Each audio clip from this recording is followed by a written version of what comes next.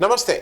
Public India के सारे दर्शकों का अभिवादन। आपसे एक आग्रह है और इसीलिए मैं व्यक्तिगत रूप से आपसे आग्रह कर रहा हूं। 16-17 नवंबर 2024 को लखनऊ के मोती महल लॉन में अवध कॉन्क्लेव का आयोजन किया जा रहा है। आग्रह यह है कि अवध कॉन्क्लेव को सफलतापूर्वक आयोजन के लिए धन की आवश्यकता है। हम लोग पहले इसको करते रहे हैं, दूसरे नाम से करते रहे हैं, अवध कॉन्क्लेव, लोकमत सम्मान इत्यादि इत्यादि नाम से। लेकिन इस बार अलग अलग विषयों पर डिस्कशन होगा। देश के अपने अपने स्पेशलिस्ट आएंगे और इन सबके लिए मैं एक QR कोड आपको दे रहा हूं। इससे आप ब्रोशर डाउनलोड कर सकते हैं, देख सकते हैं क्या रूपरेखा है। लेकिन आपसे फिर से एक बार अपील है कि इस आयोजन को सफल बनाने के लिए थोड़ी आर्थिक मदद करें। बहुत बहुत धन्यवाद। जय संविधान, जय भीम, महात्मा गांधी की जय, गोडसे मुर्दाबाद। देखिए, जब से डोनाल्ड ट्रंप की जीत अमेरिका के अंदर हुई है, भारतवर्ष के अंदर बड़ी विचित्र विचित्र प्रतिक्रियाएं देखने को मिल रही हैं।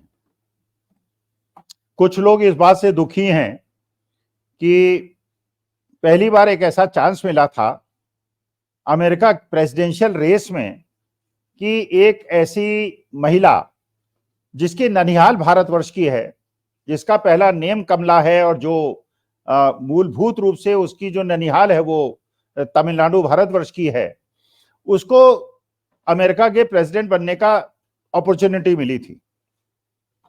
ये बात अलग थी कि कमला हैरिस का जन्म जो हुआ था वो अमेरिका में ही हुआ था और उनकी माताजी भारतीय थीं, भारतीय मूल की थीं और उनके पिताजी ब्लैक थे।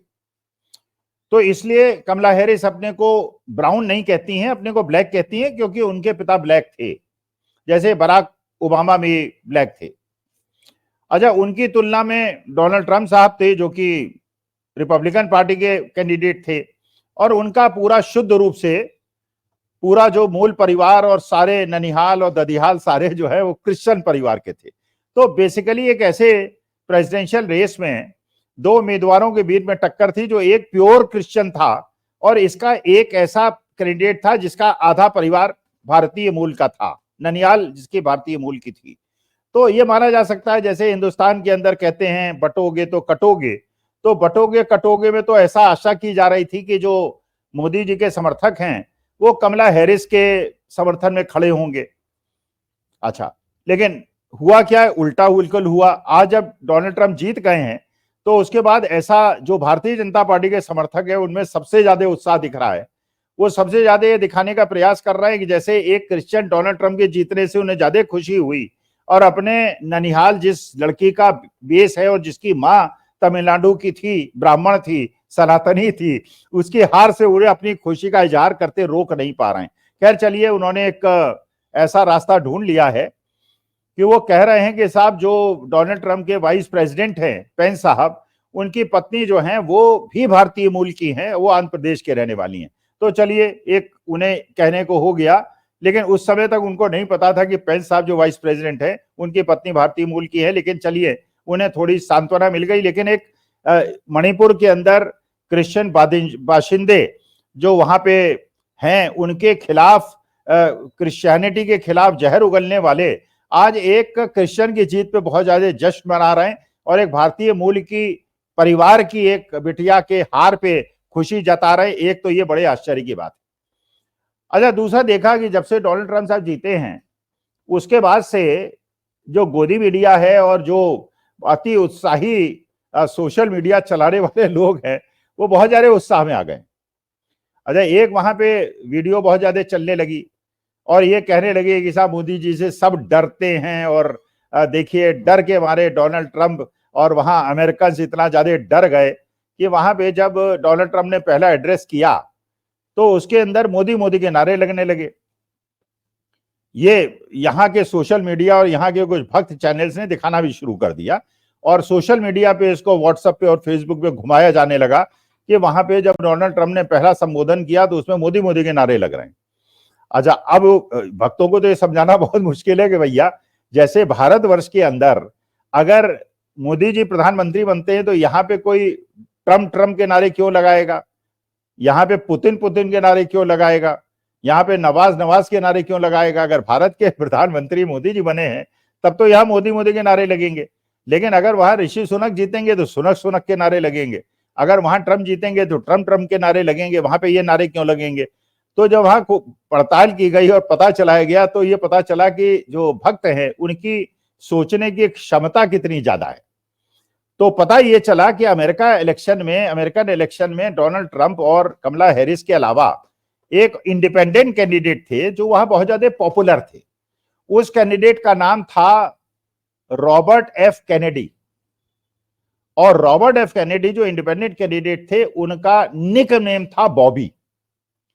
अच्छा, तो बॉबी उनका निकनेम था। अच्छा, हुआ क्या कि जब इलेक्शन बिल्कुल फाइनल स्टेजेस पे था उसके कुछ दिन पहले बॉबी साहब ने अपना जो नॉमिनेशन था वो वापस ले लिया, उन्होंने अपने को विड्रॉ कर लिया।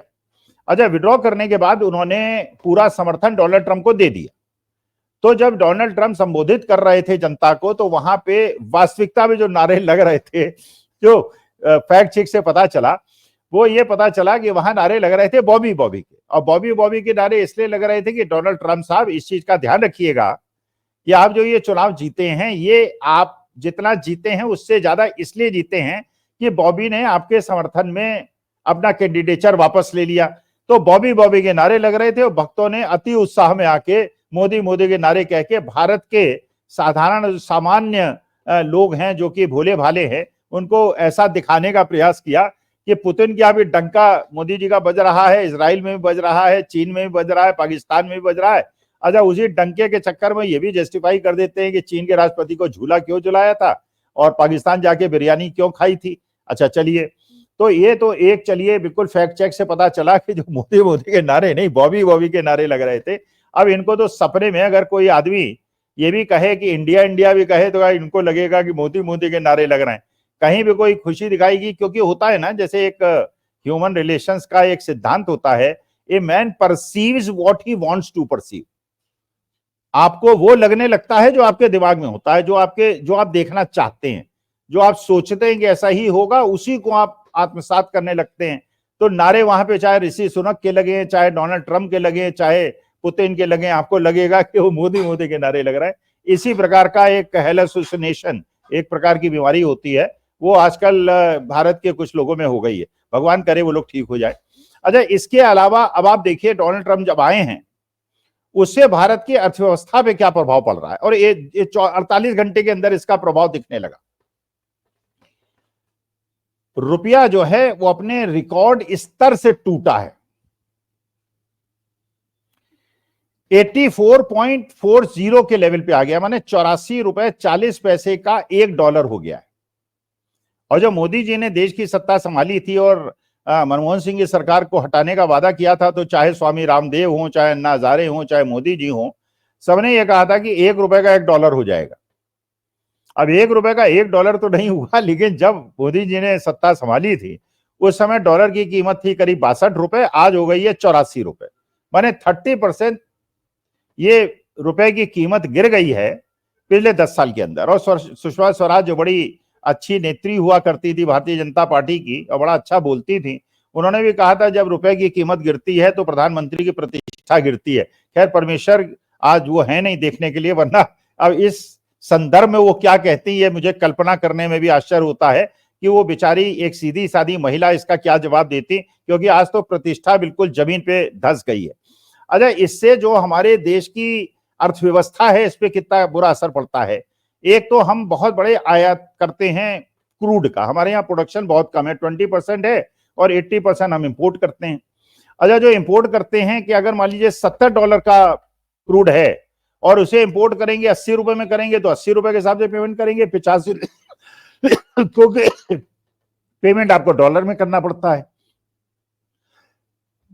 तो इसका मतलब इंटरनेशनल क्रूड प्राइस सेम होने के बावजूद आपके देशवासियों को महंगा मिलेगा, या आपने पहले ही देश के अंदर रिटेल प्राइस को इतना ज्यादा बढ़ा दिया है टैक्स वैक्स लगा के कि या तो आप टैक्स को कम करेंगे, और टैक्स को कम नहीं करेंगे तो उपभोक्ता के ऊपर आप बहुत बड़ा बोझा डाल देंगे, तो फिर उनकी परचेजिंग पावर कम हो जाएगी, आपके देश की इकोनॉमी ठप हो जाएगी। इसके अलावा जब मोदी जी इस देश की सत्ता में आए थे उस समय हमारे ऊपर जो ऋण था वो था करीब करीब 54 लाख करोड़ का, आज वो है 240 लाख करोड़ का। तो हुआ क्या, पिछले 10 साल के अंदर इन्होंने एक रणनीति बनाई कि जो विदेशी ऋण लो और उससे इंफ्रास्ट्रक्चर बनाओ, सड़कें बनाओ, पुल बनाओ, जिससे जनता दिखाया जा सके कि डेवलपमेंट हो रहा है, विकास हो रहा है, विकास हो रहा है, विकास हो रहा है। अच्छा, वो विकास जो हो रहा है वो बेसिकली इंफ्रास्ट्रक्चर में हो रहा है, और इंफ्रास्ट्रक्चर से टोल से पैसा ले रहे हैं। भाई हम लोग कार खरीदते हैं तो उसमें रोड टैक्स देते हैं, रोड टैक्स के बाद टोल देने का क्या मतलब है? अच्छा, 2 लाख करोड़ का जो टोल इकट्ठा करते हैं वो भी हमारे से ही सारा वसूल लेते हैं। तो बेसिकली अगर आप टोल ले रहे हैं, इसका मतलब ये है कि अच्छा, उसके बाद आपके विदेशी ऋण बढ़ते चले जा रहे हैं। जीडीपी आपके 7% पे कॉस्ट नेट है पिछले 20 साल से। इसका मतलब यह है कि आपकी प्रोडक्शन और इनकम तो नहीं बढ़ रही है, केवल लोन बढ़ा के पुराने लोन को नए लोन से रिपे करने का प्रयास कर रहे हैं। तो ये मुझे लगता है बड़ी दुखद स्थिति है, और डोनाल्ड ट्रंप से let us keep our fingers crossed.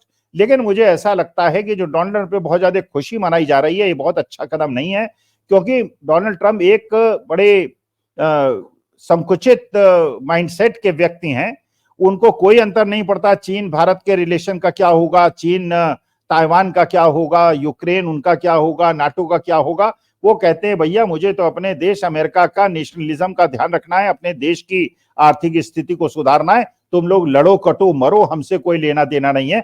ऐसे समय में जबकि हम चीन और पाकिस्तान जैसे दुष्ट राष्ट्रों से घिरे हुए हैं, अगर अमेरिका में डोनाल्ड ट्रंप जैसा नेता आ गया जो अपने ही देश के बारे में सोचेगा और दूसरे के बारे में नहीं सोचेगा, विकासशील विकसित देशों के बारे में नहीं सोचेगा, हमारे देश के लाखों करोड़ों लोग जो उनके यहाँ रोजगार पा रहे हैं उनके बारे में नहीं सोचेगा, तो हमारे देश के लिए दुखद स्थिति होगी। लेकिन चलिए, भक्तों को कुछ दिन और आनंद मना लेने दीजिए, डोनाल्ड ट्रंप की जीत पे खुशी मना लेने दीजिए। जबकि कमला हैरिस की ननिहाल हिंदू ननिहाल थी, वो हिंदू कम से कम आधा हिंदू थी, लेकिन डोनाल्ड ट्रंप तो पूरी तरह क्रिश्चियन है। लेकिन चलिए, क्रिश्चियनिटी से भी हमें कोई परेशानी नहीं, लेकिन चलिए क्रिश्चियन के जीत पे खुशी और एक आधे हिंदू की हार पे भक्तों की खुशी मुझे अच्छी लग रही है। नमस्कार, धन्यवाद और प्रणाम। नमस्ते। पब्लिक इंडिया के सारे दर्शकों का अभिवादन। आपसे एक आग्रह है, और इसीलिए मैं व्यक्तिगत रूप से आपसे आग्रह कर रहा हूं। 16-17 नवंबर 2024 को लखनऊ के मोती महल लॉन में अवध कॉन्क्लेव का आयोजन किया जा रहा है। आग्रह यह है कि अवध कॉन्क्लेव को सफलतापूर्वक आयोजन के लिए धन की आवश्यकता है। हम लोग पहले इसको करते रहे हैं, दूसरे नाम से करते रहे हैं, अवध कॉन्क्लेव, लोकमत सम्मान इत्यादि इत्यादि नाम से। लेकिन इस बार अलग अलग विषयों पर डिस्कशन होगा, देश के अपने अपने स्पेशलिस्ट आएंगे, और इन सबके लिए मैं एक QR कोड आपको दे रहा हूं। इससे आप ब्रोशर डाउनलोड कर सकते हैं, देख सकते हैं क्या रूपरेखा है। लेकिन आपसे फिर से एक बार अपील है कि इस आयोजन को सफल बनाने के लिए थोड़ी आर्थिक मदद करें। बहुत बहुत धन्यवाद।